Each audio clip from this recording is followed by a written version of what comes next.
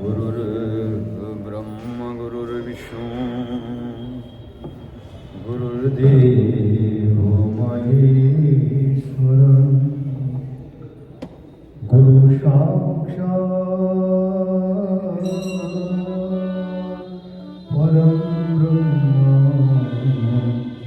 तस्मै श्री गुरुदेवे नमः।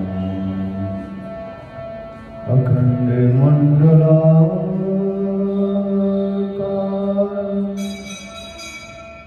व्याप्तं येन चराचरं तत्पदं दर्शितं येन तस्मै श्री गुरुवे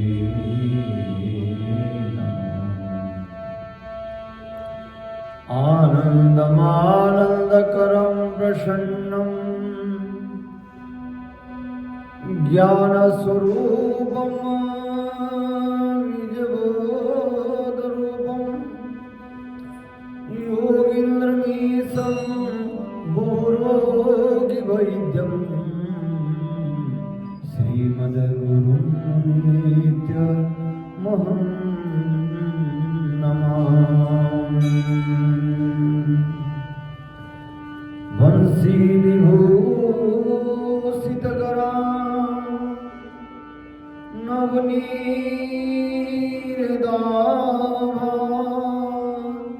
पीताम्बराधरुणवीं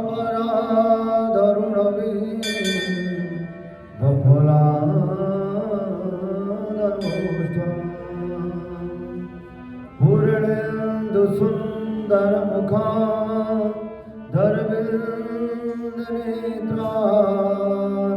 कृष्णात् परं किमपि तमहं न जाने।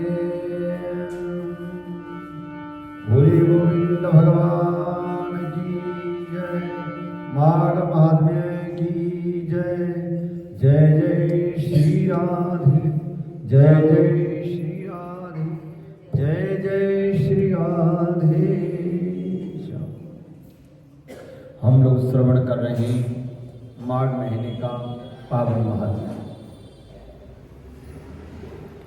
आज हम एक प्रसंग श्रवण करते हैं जिससे माघ स्नान की महिमा को बढ़ाता है। जिस समय साक्षात भगवान नारायण जी के स्वरूप श्री दत्तात्रेय जी, दत्तात्रेय जी कौन है? बोले आदत्तात्रेय इति दत्तात्रेय, जिनकियां भगवान नारायण और भगवान शंकर जी, ब्रह्मा जी भी तीनों जिनके यहाँ आए थे वो है दत्तात्रेय। आदत्तात्रेय इति दत्तात्रेय, जिनके यहाँ तीनों देवता आए। और दत्तात्रेय जी कहते हैं राजन, नारद जी से ब्रह्मा जी ने कहा था कि वही माघ महात्म्य एक बार मैं तुमसे कहता हूं, जिससे माघ महीने में स्नान की महिमा और महत्ता को बढ़ाता है। जिसने माघ स्नान नहीं किया उसका जन्म निष्फल ही चला जाता है, अथवा अजा गलस्तनस्यैव तस्य जन्म निरर्थकम्। जैसे धर्म अर्थ काम मोक्ष चारों पुरुषार्थों में जिसने एक भी पुरुषार्थ प्राप्त नहीं किया उसका जन्म अजा गलस्तनस्यैव, बकरे के गले में लटकती हुई मांस पिंड, वह बकरे के लिए कोई काम नहीं आता, ऐसे ही उसका जन्म निरर्थक हो जाता है। कहते हैं धर्मार्थ काम मोक्षाणाम यस्यै कोपि न विद्यते अजागलस्तनस्यैव तस्य जन्म निरर्थकम्। इसलिए धर्म अर्थ काम मोक्ष उनकी प्राप्ति के लिए क्या करना होगा? बोले माघ स्नान से ये चारों फल की प्राप्ति हो जाती है, चारों पुरुषार्थ की प्राप्ति हो जाती है। अगर मनुष्य जन्म पाने के बावजूद भी जिसने माघ स्नान नहीं किया, वो उसी प्रकार से उसका जन्म निष्फल हो जाता है। अजा गलस तर सेवा तस्य जन्म निरर्थक, उसका जन्म निरर्थक होता है। हाँ, बोले इस कर्म भूमि भारत में जन्म लेकर के जिसने माघ स्नान नहीं किया, उसका जन्म निष्फल ही चला गया। ये समझे, माघ स्नान के बिना मनुष्य जन्म ऐसा ही है जैसे कि सूर्य के बिना मनुष्य जन्म, अथवा जैसे कि सूर्य के बिना प्रकाश और चंद्रमा के बिना तारागण शोभा नहीं देते। और आसमान में देखते हैं तो खाली चंद्रमा चंद्रमा दिखे ना, थोड़ा सा कुछ अच्छा नहीं लगता, साथ में तारागण भी दिखते हैं तो बहुत अच्छा लगता है। हाँ। उसी प्रकार से सूर्य नारायण के बिना उजाला, ये कल्पना मत कीजिए। जिस दिन सूर्य नारायण न रहे, अच्छा रात्रि को भी है तो सही, दिख नहीं रहे, थोड़ा सा अंधेरा हो जाता है, पर इतना अंधेरा नहीं होता जो कि बिल्कुल कुछ नहीं दिखे। ध्यान रखना, बोले सूर्य नारायण है पर छुपे हुए हैं। अतः सूर्य नारायण के बिना प्रकाश की कल्पना भी नहीं की जाती, नहीं किया जा सकता। और व्रत, तपस्या, दान और इनमें से भगवान इतने प्रसन्न नहीं होते जितने माघ स्नान से होते हैं। हाँ। और जैसे सूर्य से अधिक कोई तेजवान है नहीं, वैसे माघ महीने के समान, माघ महीने की स्नान के समान कोई भी यज्ञ, तपस्या, व्रत बिल्कुल नहीं। भगवान की प्रसन्नता, पापों के नाश और स्वर्ग की प्राप्ति के लिए माघ स्नान अवश्य करना चाहिए। यदि वह पुष्ट शुद्ध शरीर माघ स्नान के बिना ही रह जाए, चलो माघ स्नान नहीं कर पाए, अस्वस्थ बने रहे, तो उसमें तो ज्यादा सोच करने वाली बात नहीं है। और हृष्टपुष्ट शरीर है और माघ स्नान कर सकते और नहीं किया, तो इनकी रक्षा करने से क्या लाभ? इस शरीर की रक्षा करने से कोई फायदा नहीं। जिन्होंने माघ स्नान ही नहीं किया, यह शरीर हड्डियों का स्तंभ है और नसों से बंधा हुआ है, मांस के टुकड़ों से मड़ा हुआ है और चर्म से ढका है, दुर्गंधित युक्त और मलमूत्र का स्थान है। ये शोक, बुढ़ापा तथा आपत्तियों से पूर्ण रोग का घर है ये शरीर। नाशवान तथा सबका आश्रय देने वाला है। दूसरे के दुख देने से दुखी ईर्ष्या करने वाला है। दूसरों के सुख को देख करके ईर्ष्या आ जाती है। ये शरीर ऐसा है। ये शरीर की अच्छाई कहाँ है? दत्तात्रेय जी कहते हैं ये शरीर में अच्छाई ढूंढो, मिलता नहीं है। बोले अच्छाई कहाँ है? बोले जिस शरीर के माध्यम से माघ स्नान किया गया, जिस शरीर के माध्यम से तीर्थों की यात्रा की गई, देवताओं की दर्शन किया गया और मंत्र जाप किया गया और पुण्य किया, दान किया, धर्म किया, तो वो अच्छा है। बाकी शरीर में अच्छाई बिल्कुल ही कुछ भी नहीं है। हाँ, शरीर की अच्छाई कहीं? बोले कहीं है नहीं। और कहते हैं ये दुख को धारण करने वाला है, दुख को धारण करने वाला, दुख को लेने वाला, दुख को जो है ना लेकर चलने वाला। बोले ऐसा शरीर है। और किसी की सुख देखकर के हम ईर्ष्यायुक्त हो जाते। अच्छा, किसी की अच्छाई देख करके ईर्ष्यायुक्त होते हैं। अच्छा, किसी की दुख देखते हैं तो मन में ये रहता है, हम किसी की दुख देख करके हमारी आंखों में आंसू आ जाते हैं। ध्यान रखना, किसी की दुख देख करके हमारी आंखों में जब आंसू आता है, हम उसकी दुख को याद करके नहीं, अपना दुख को याद करके हमारी आंखों में आंसू आते हैं। बल्कि उसकी दुख से नहीं आता है, पक्की बात है। ये मनुष्य का शरीर बना ही ऐसा है। बोले किसी के पिताजी का देहांत हो गया। देहांत होने के बाद वो क्या करते हैं, उनको दुख होता है कि आंखों में आंसू आ जाए, तो साथ साथ में हम भी रोते हैं। तो हम किसको याद करते हैं? अगर हमारे अगर पिताजी नहीं तो पिताजी की याद करके हम रोते हैं, अथवा हमारे जो नहीं है उनको याद करके हम रोते हैं, बल्कि उनके दुख से हम दुखी नहीं। भले हमें याद किसी और की आती है, अथवा किसी दुख, उनके दुख से हम नहीं रोते, हम तो अपने दुख से रोते। बोले शरीर तो बना ही ऐसा है, शरीर की अच्छाई तो कहां पर है, ये शास्त्रकारों ने बताया ही नहीं।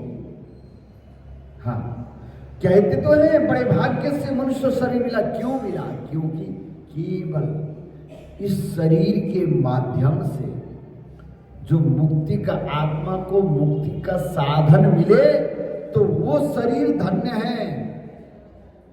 अगर मुक्ति का साधन नहीं बनाया तो वो शरीर व्यर्थ है। अथवा अजा गलस तन सेव तस्य जन्म निरर्थक। बकरे के गले में लटकती हुई मांस पिंड की तरह उसका जीवन व्यर्थ है। मिला तो बड़े भाग्य से, हाँ, बड़े भाग मनुष्य तनु पावा, बड़े भाग्य से मनुष्य जन्म, मनुष्य शरीर मिला है। परंतु उसका हमने किया क्या? उस साधन से भगवान श्री राम जी लंका पर चढ़ाई करने के लिए चले गए। 3 बार राम जी की हार हुई है। तो उसके बाद वापसी आए। राम जी कहने लगे युद्ध करने से कोई फायदा नहीं, युद्ध नहीं करेंगे। मीटिंग बैठी है, जनरल मीटिंग होती है, सबको बुलाया गया, क्या किया जाए। हाँ, तो कहने लगे जामवंत के वचन सुहाए, सुनी हनुमंत हृदय की भाई। जामवंत ने कहा आप चिंता क्यों करते हैं? बोले क्या हुआ? ये मंत्री है ना, ये बड़े मंत्री हैं जामवंत। हाँ, तो उन्होंने कहा आप चिंता क्यों करते हैं? युद्ध करना है। बोले नहीं करना। जहां हार होना है तो हम युद्ध क्यों करें? आशा तो जीत की करनी चाहिए। बोले अब युद्ध नहीं करना। जामवंत ने कहा युद्ध कीजिए आप। बोले क्या कमी है उसमें देखिए। जामवंत ने कहा देखिए आपके पास साधन है, साधना नहीं, चीज है, सदुपयोग नहीं, रखा हुआ है, हर चीज है, धनुष बाण वही है, बानर सेना वही है। अब चाहिए हमें साधन है, साधना नहीं, चीज है, सदुपयोग। हमें उपयोग करने का तरीका फर्क आ गया, जिससे हम हार गए।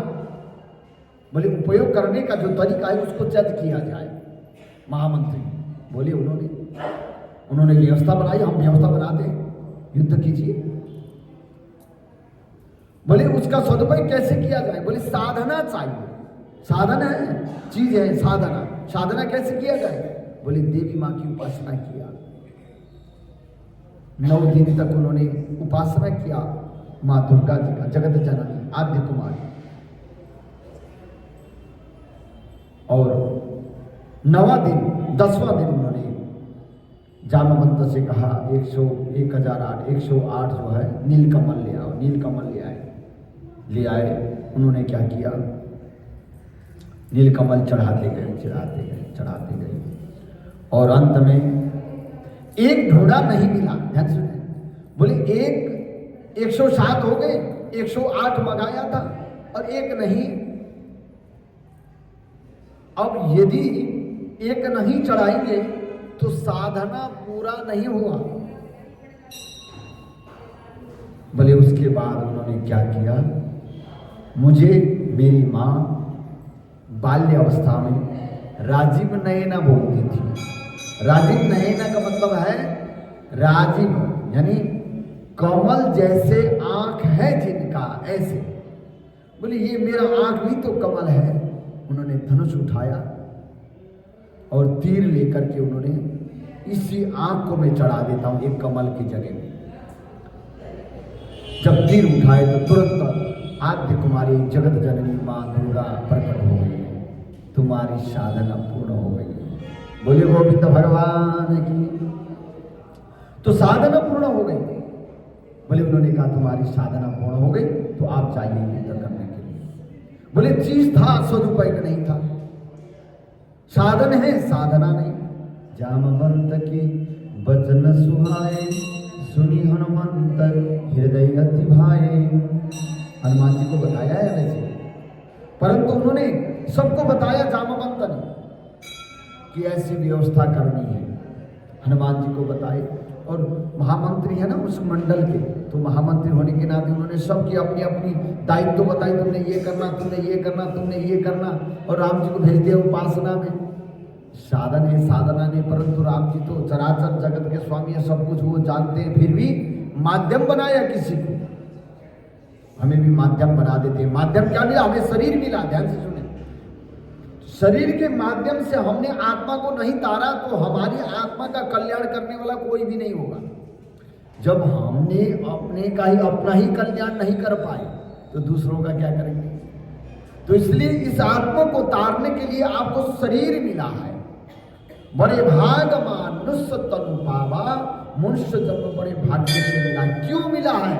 इसलिए मिला है जन्म जन्मांतर के ज्ञात अज्ञात पापों का निवारण करके इस जन्म से मुक्त हो जाए, फिर दोबारा जन्म और मृत्यु न हो, उसके लिए हमें शरीर मिला है। अब हम कर पाएंगे उस साधना में, हम पूर्ण होंगे या नहीं होंगे, ये आपका अंतरात्मा और मेरा अंतरात्मा जानता है। और सबका, हर कोई उसकी अंतरात्मा जानती है कि मेरा आप नहीं जानते, आपने क्या कर्म किया वो दूसरा बंदा नहीं जानता। वो आपका आप ही जिम्मेवार है और दूसरा कोई नहीं।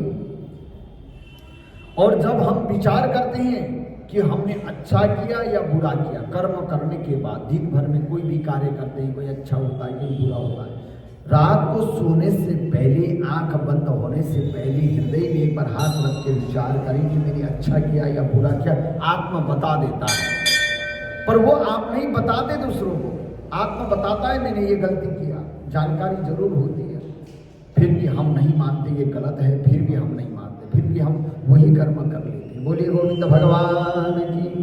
इसलिए कहते हैं ये जो शरीर जो हमें मिला है तो ये आत्म कल्याण के लिए मिला है, आत्मा को मुक्त करने के लिए मिला है।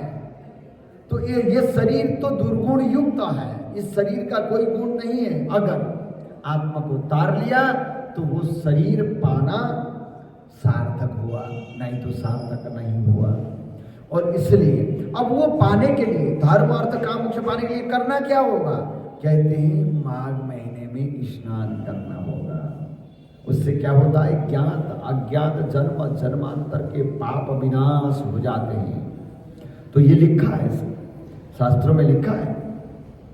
बोले यह शरीर ऐसा है और जल में बुलबुले की भांति और तुच्छ जंतु में मक्खी के समान यह शरीर माघ स्नान के बिना मृत्यु के समान है। बोले भगवान विष्णु की पूजा न करने वाला और ब्राह्मण बिना दक्षिणा के श्राद्ध, हाँ जो श्राद्ध हो गई दक्षिणा नहीं तो पूर्ण नहीं होता। ब्राह्मण है, देव पूजन नहीं, विष्णु पूजन नहीं, शिव पूजन नहीं, हाँ वो ब्राह्मण निरर्थक कहने के लिए ब्राह्मण हुए हैं। और बिना दक्षिणा के श्राद्ध किया, दक्षिणा नहीं, तो वो भी फलदायी नहीं। और ब्राह्मण रहित क्षेत्र, जिस क्षेत्र में ब्राह्मण नहीं, ब्रह्मम जानाति थी। ब्राह्मण किसको कहते हैं? बोले जो ब्रह्म को पहचानता है, ब्रह्म को जानता है। ब्रह्म कौन है? बोले सत्य को पहचानता है, वो ब्राह्मण है। और ब्राह्मण रहित जो क्षेत्र है वहां नहीं रहना चाहिए, वो हत है, धिक्कार है। हाँ, आचार रहित कुल, जिस कुल में आचार नहीं,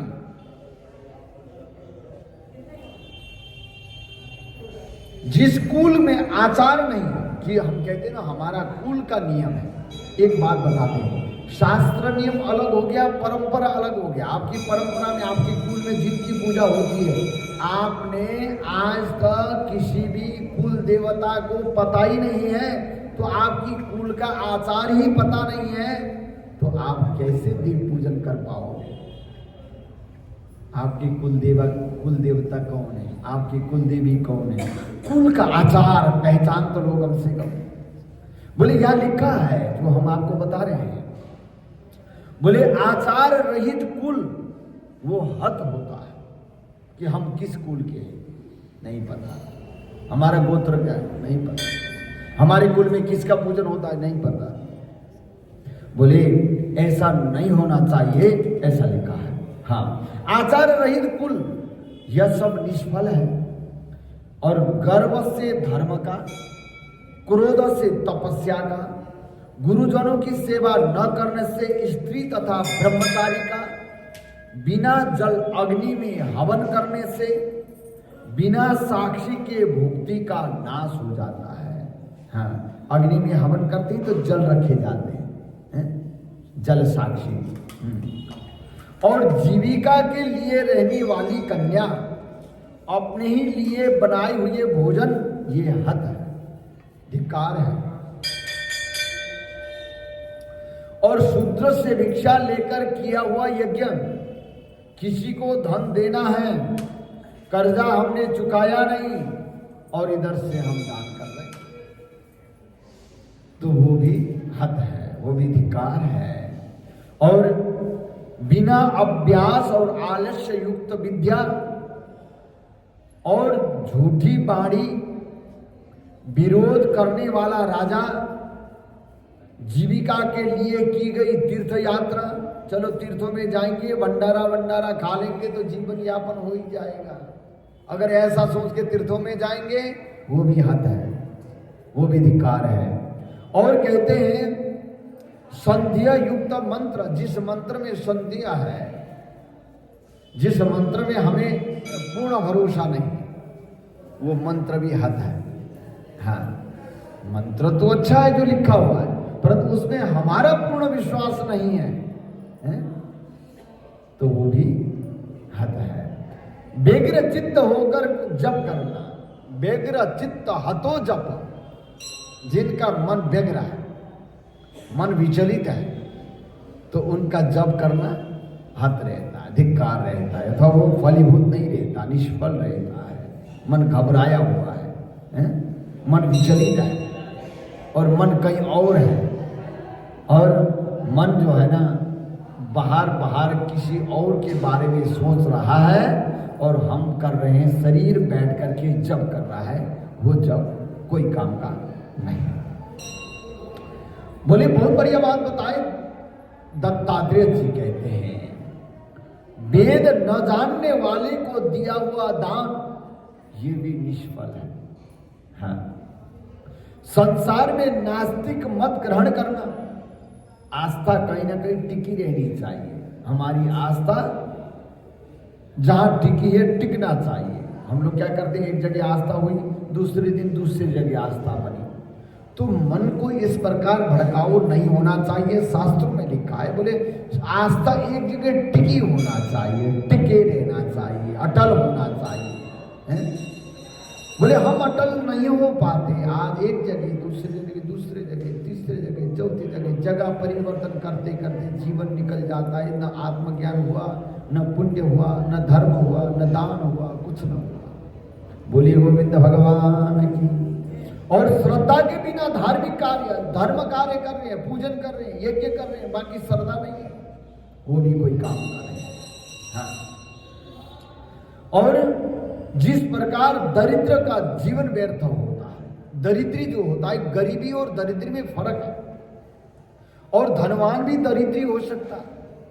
अच्छा, कई लोगों का आदत क्या होता है, हम लोग ऐसा भी विचार करते हैं, किसी ने दान दिया किसी मंदिर में, किसी आश्रम में, तो वो क्या विचार करने लगेगा, सामने वाला ये सोचेगा इसके पास तो पैसा बहुत, पता नहीं कहां से कमाया। परंतु देने वालों ने जो विचार किया है, धन बहुत ज्यादा होने से दान नहीं करते। जिनके पास बिल्कुल नहीं है वो भी दान करता है, क्योंकि दान करना धन में आधारित नहीं होता, दान करना मन में आधारित होता है। तो जो दान करने की जो इच्छा होती है, जो दान होती है, उसका संबंध मन से होता है और धन से नहीं होता। जो निर्धन है वो भी दान करता है, जो धनवान है वो फुटी कौड़ी दान नहीं करता, हाथ में लेके जाता है, वापसी आता है। हमने एक कथा सुनी थी, वैसे ही दृष्टांत कथा है। तो हाथ में लेके चला गया मंदिर में, वहां जाके देखा पसनी आ गई, पैसे रो रही है, जेब में डाला। ऐसे ऐसी कथा आती है, दृष्टांत कथा। बोले ये नहीं जाना चाहती है, फिर जेब में रख लिया। ये दान जो होता है, दान का संबंध मन से होता है। आपने मंदिर बनवाया, मंदिर बनवाने की विचार जो होता है, देखिए हम रहे ना रहे, मंदिर रहेगा, दरबार रहेगा, आश्रम रहेगा, है? तो जिनकी भावना होती है, अच्छा वो बनाएगा, पर उसके जेब में बहुत सारा धन है इसलिए ही बनाएगा, ऐसा बिल्कुल नहीं। मन होने से पूर्ण करते ही परमात्मा, मन होना चाहिए, दान करने की इच्छा होनी चाहिए। अगर इच्छा होने पर अगर दूसरों ने, किसी ने दान दिया, ध्यान से सुनिए, एक बहुत बड़ी बात, बोले किसी ने दान दिया बहुत सारा, अगर उसमें आपने ताली बजा के वाह वाह कह दिया तो आपको 6% फल मिलेगा। जिसने लाखों का दान कर दिया, आपने कह दिया वाह बहुत अच्छा किया, इतना ही कह देना, उस दान का जो छठा भाग फल है वो आपको मिलता है। बोलिए गोविंद भगवान की। इसलिए जहां शुभ कार्य, अच्छा कार्य होता है तो वहां पर वाह वाह बोल देना, बस इतना ही कह देना, तो इससे आपको भी फल प्राप्ति हो जाती है। इसलिए कहते हैं श्रद्धा के बिना धार्मिक कार्य यह सब व्यर्थ है। और जिस प्रकार दरिद्र का जीवन व्यर्थ होता है, उसी तरह मनुष्य का जीवन बिना माघ स्नान के व्यर्थ है। और मकर के सूर्य में जो मनुष्य सूर्योदय से पहले स्नान नहीं करता, वह भी पापों से छुटकारा पाकर स्वर्ग में जा सकता है। ब्रह्मघाती हो, सोना चुराने वाला, अनेक प्रकार के पाप कर्म करने वाला है, सूर्योदय होने से पहले अगर स्नान करके पवित्र हो जाता है तो मनुष्य के महापाप भी इस स्नान से भस्म हो जाते हैं। इसलिए माघ महीने की स्नान बहुत बड़ी है, जिन्होंने स्नान किया है। और यही सबसे बड़ा तपस्या और प्रायश्चित है। प्रायः जिस तरह जन्म जन्मांतर के अभ्यास से आध्यात्मिक ज्ञान की वृद्धि होती है, उसी प्रकार माघ स्नान में भी मानव की रुचि उत्पन्न होती है। यह संसार रूपी कीचड़ और जो है, और वह माघ स्नान केवल पवित्र है। और कहते हैं संसार रूपी भवसागर से पार करने के लिए, अथवा कीचड़ को धोने के लिए माघ स्नान है। बोले राजन, सब इच्छाओं का फल देने वाला माघ स्नान जो नहीं करते ना, वह चंद्र और सूर्य के समान भोग को कैसे भोग सकते। इसलिए माघ स्नान सर्वोपरि है, सर्वश्रेष्ठ है। जिनको अवसर मिले जरूर माघ स्नान करना। अगर माघ स्नान कहीं गंगा जी में जाके स्नान ना मिले तो घर में गंगा जी का आह्वान करना, घर में स्नान करना। अवसर मिले तो गंगा जी जरूर चले जाना। तो इन्हीं कथा प्रसंगों के साथ हम आज की कथा प्रसंग यही विश्राम करेंगे। कल पुनः आगे का पावन प्रसंग श्रवण करेंगे।